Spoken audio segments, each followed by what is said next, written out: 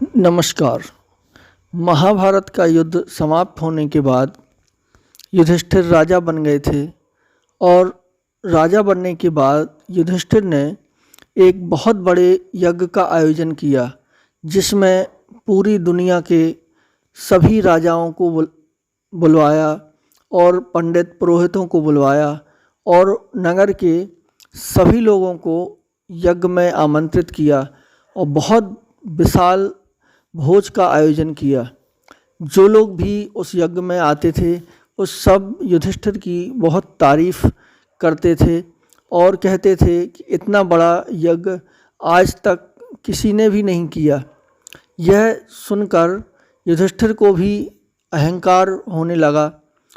उसी समय युधिष्ठिर ने देखा कि एक नेवला जो आधा सोने का है और आधा सामान्य, वहाँ जहाँ जूठे पत्तल पड़े थे वहाँ पर लौट रहा था। उस नेवले को देखकर युधिष्ठिर को बड़ा आश्चर्य हुआ, क्योंकि ऐसा नेवला तो कभी न देखा न सुना गया था जो आधा सोने का था। तो युधिष्ठिर ने भगवान कृष्ण से इसका राज पूछा।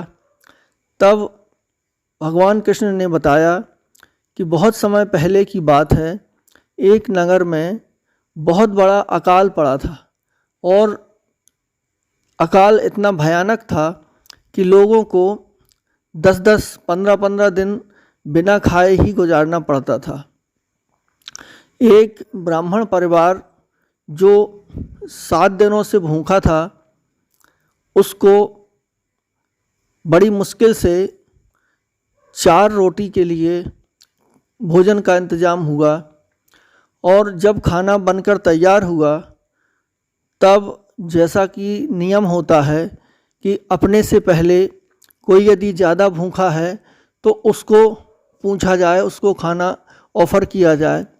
तो पंडित जी ने बाहर खड़े होकर आवाज़ लगाई कि यदि कोई हमसे भी ज़्यादा भूखा हो तो वह आकर भोजन ग्रहण करे।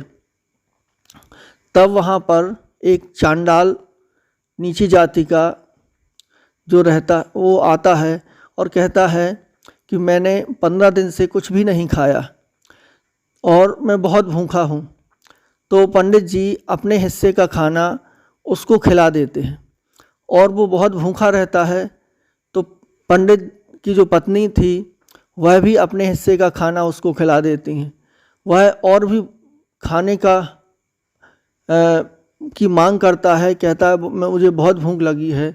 तो पंडित के दोनों बच्चे भी अपने हिस्से का खाना उसको खिला देते हैं और जब वह खाना खाकर तृप्त होता है और कुल्ला करता है तो वह पानी उस नेवले के ऊपर पड़ जाता है, जिससे वह उसके पुण्य प्रताप के कारण वह सोने का हो जाता है। और वह नेवला सोचता है कि जब युधिष्ठिर का इतना बड़ा यज्ञ है तो उसमें शायद मैं पूरा सोने का हो जाऊं, लेकिन यहाँ उसे निराशा होती है। तब युधिष्ठिर का अहंकार दूर होता है और सबसे बड़ा दान वही है जब हम किसी ज़रूरतमंद को की मदद करते हैं, उसको भोजन खिलाते हैं या अन्य प्रकार से मदद करते हैं। यही इस कहानी का सार है। धन्यवाद।